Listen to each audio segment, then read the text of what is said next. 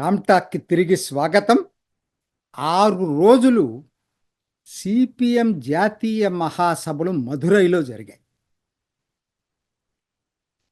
మదురై తమిళులకు సాంస్కృతిక రాజధాని. ఒకనాడు కమ్యూనిస్టులు కంచుకోట. మనకి ఎట్లయితే విజయవాడ కంచుకోటనో అట్లా తమిళనాడు మదురై అలా కంచుకోట.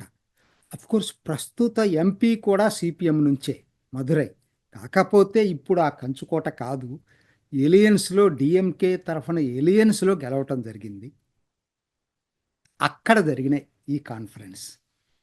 ఇంతకీ ఏంటి ఈసారి ఈ జాతీయ మహాసభలకు ఏదైనా ప్రత్యేకత ఉందా? ఎందుకంటే రోజు రోజుకి ప్రతిష్ట తగ్గిపోతుంది, బలం తగ్గిపోతుంది. నేను కాదు చెప్పింది, ఎంఏ బేబీనే నిన్న చెప్పాడు ఇంటర్వ్యూలో. బలం తగ్గిపోతుంది, దీన్ని ఎలా పెంచుకోవాలని ఆలోచిస్తున్నాం. మరి ఏంటి ప్రత్యేకత అంటే, ఒకటి మనం ఆహ్వానించదగ్గ పరిణామం ఒకటి జరిగింది.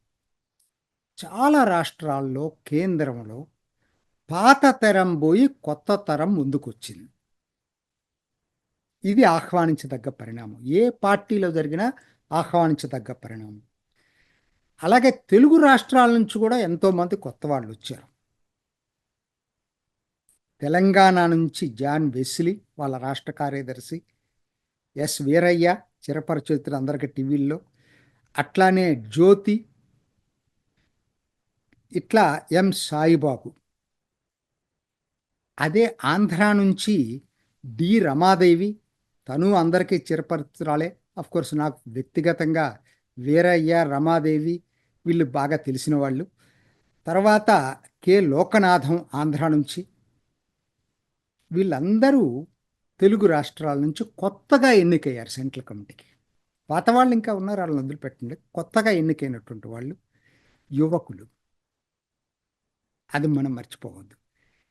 సరే, దేశంలో మరి సెంట్రల్ కమిటీలో కూడా ఇలానే వచ్చారు. దీంతో పాటు కార్యదర్శిగా కూడా ఎంఏ బేబీ 70 సంవత్సరాలు, 71 సంవత్సరాలు, ఇంకా ఎనర్జీ ఉన్నటువంటి వ్యక్తి. ఏమిటి ఈయనేమన్నా అసలు ఇంత ఎంఏ బేబీని గురించి చెప్పుకుందాం ముందు. అసలు దీనివలన పార్టీ పునరుత్తేజం చెందుతుందా? ఇది అందరిలో ఉన్నటువంటి ప్రశ్న, సందేహం.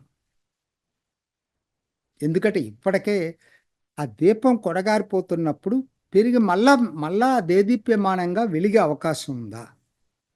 సరే, ముందుగా నాయకుని గురించి ఇప్పుడు మాట్లాడుకుందాం. ఎంఏ బేబీ సీతారాం యేచూరి చనిపోయిన తర్వాత ఖాళీగా ఉంది ఇన్ని రోజుల నుంచి. ఇప్పుడు ఎంఏ బేబీని దీనికి కార్యదర్శిగా ఎన్నుకోవడం జరిగింది.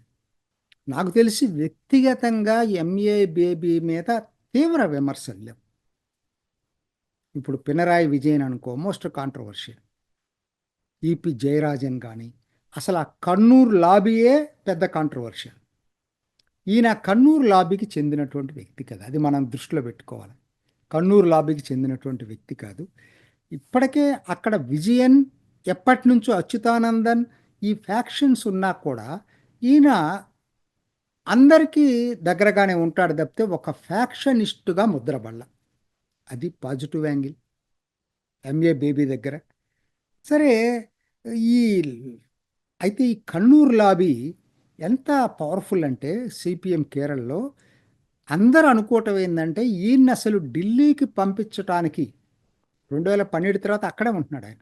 ఎందుకు కారణం ఏంటంటే ఆయన తప్పిస్తే పోతుందని చెప్పి అక్కడికి పంపించారని అందరూ అనుకున్నారు.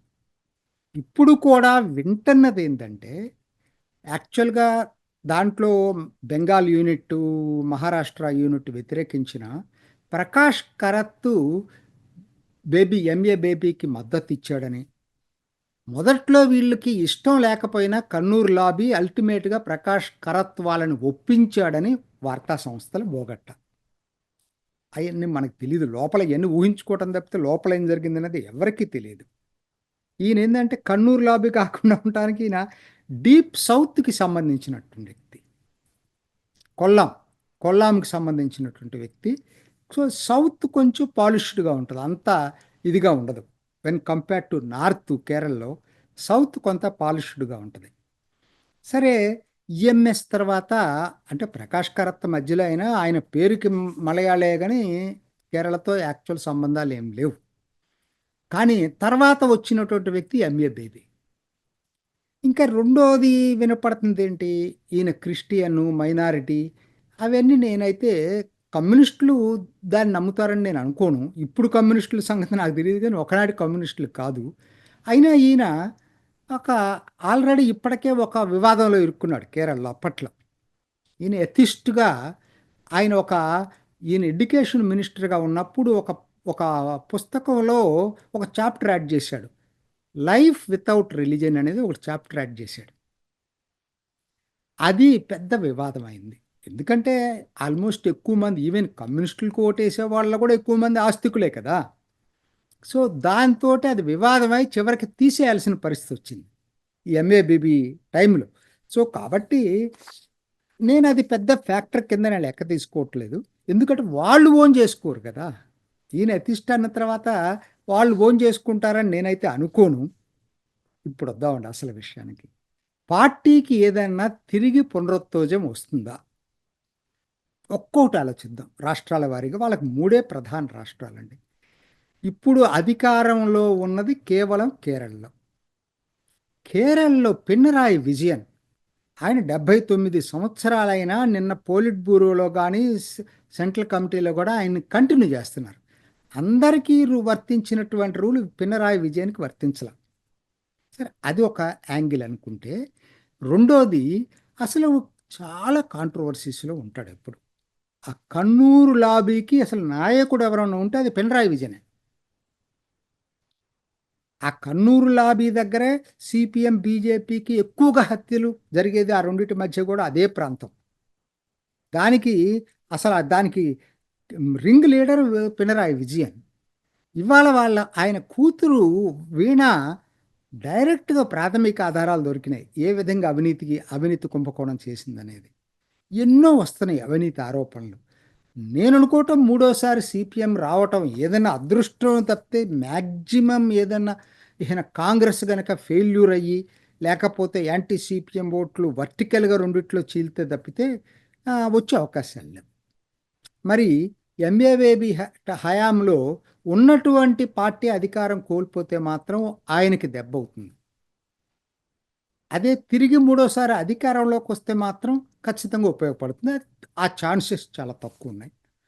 తర్వాత వెస్ట్ బెంగాల్ త్రిపురలో ఎవరెన్ని చేసుకున్నా ఇప్పట్లో అసలు ఆ పార్టీ తిరిగి ఒక ప్రధాన శక్తిగా ఎదగటం అనేది కల్లా.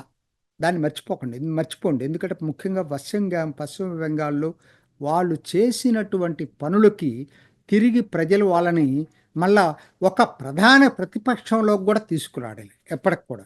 అది మనం మర్చిపోవద్దు. సరే, తెలుగు రాష్ట్రాల్లో చూసుకున్నాం. తెలుగు రాష్ట్రాలు ఒకనాడు కమ్యూనిస్టులు కంచుకోట. ఎటువంటి లీడర్లు ఉండేవాళ్ళు? సుందరయ్య, చంద్ర Rajeswara Rao, Tarimela Nagireddy, Kolla Venkaiah.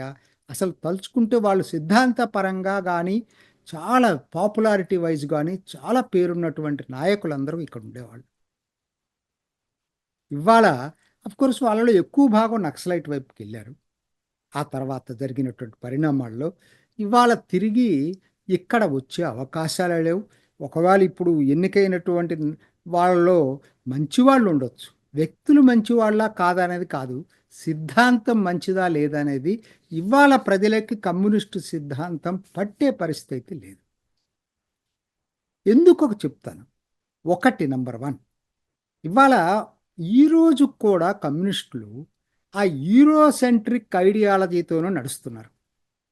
యూరోసెంట్రిక్ ideology, that is not భారతీయ సంస్కృతి మూలాల్ని ఆధారపడి నడపట్ల. అదే చైనా అలా కాదు. చైనా మూలాల్ని మర్చిపోకుండా ఉద్యమాన్ని నిర్మించారు. కానీ భారత్ అలా కాదు. భారత్ టోటల్గా మక్కి యూరోసెంట్రిక్ ఐడియాలజీని తీసుకొచ్చి పెట్టుకున్నారు. అది ఒకటి ప్రధానమైనటువంటిది. ఉదాహరణ ఒక్కటి చెప్తానండి. ఎంత ఇదంటే మరి చైనా మన మీద దురాక్రమణ చేసి డోక్లాం ఇష్యూని క్రియేట్ చేసిన కనీసం ఏ రోజైనా అంతకు ముందైనా ఇప్పుడైనా చైనా దురాక్రమణను ఖండించినటువంటి సంఘటన ఉందా చైనా సిపిఎం? ఎందుకు మరి జనం ఎందుకు అలా అట్రాక్ట్ అవుతారండి? మీ పాలసీస్ వచ్చేసరికి ఆ పద్ధతుల్లో ఉంటే రాజకీయాల్లో మీరంటూ ఒక ముద్ర వేసుకునే పరిస్థితి ఒకనాడు ఉంది తప్పితే ఇవాళ ప్రజల్లో ఆ రోజు మమేకమై ప్రజలు ఇవాళ ఉన్నటువంటి ఈ తరం నాయకులు అటువంటి నాయకులు కాదు. ఒక ముద్ర వేసుకొని ఒక డిస్టింక్ట్ ఐడెంటిటీని క్రియేట్ చేసేటువంటి సిద్ధాంతము లేదు. నిజం చెప్పాలంటే అప్పట్లోనే ఈ యూరోసెంట్రిక్ ఐడియాలజీని వదిలిపెట్టి భారతీయ మూలాలకు అనుగుణంగా రామ్ మనోహర్ లోహియా, జయప్రకాష్ నారాయణ్ భారతీయ సోషలిజాన్ని అనుసరించడానికి ప్రయత్నం చేశారు. అది సరైనటువంటి పద్ధతి ఒకవేళ సోషలిజం బాటలో నడవాలనుకుంటే. అంతేగాని కమ్యూనిస్టు బాట అనేది ప్రపంచం ఏ రోజో వదిలిపెట్టినా వీళ్ళు ఇంకా వదిలిపెట్టకపోవటం వలన పార్టీకి వ్యక్తులు కొంతమంది మంచి వాళ్ళు ఉన్నా పార్టీకి భవిష్యత్తు లేదు. ఎప్పటికైనా ఈ శ్రామిక నియంతృత్వాన్ని వదిలిపెట్టి ప్రజాస్వామ్య సోషలిస్టు పార్టీగా కన్వర్ట్ అవ్వగలిగేటట్టయితే కొంతైనా ఎప్పటికైనా భవిష్యత్తు ఉంటుంది పార్టీకి. లేకపోతే సిపిఎం భవిష్యత్తు అంధకారమే. ఇది ఈనాటి రామ్ టాక్. ఇంకొక ఎపిసోడ్లో మళ్ళీ కలుసుకుందాం. నమస్తే. చూసారు కదండి. మరి ఈ వీడియో కనుక మీకు నచ్చినట్లయితే ఒక లైక్ కొట్టేసి మీ అభిప్రాయాన్ని కూడా కామెంట్ బాక్స్లో తెలియజేస్తూ ఇలాంటి ఇంట్రెస్టింగ్ అప్డేట్స్ కోసం మా ఛానల్ని సబ్స్క్రైబ్ చేసుకోండి.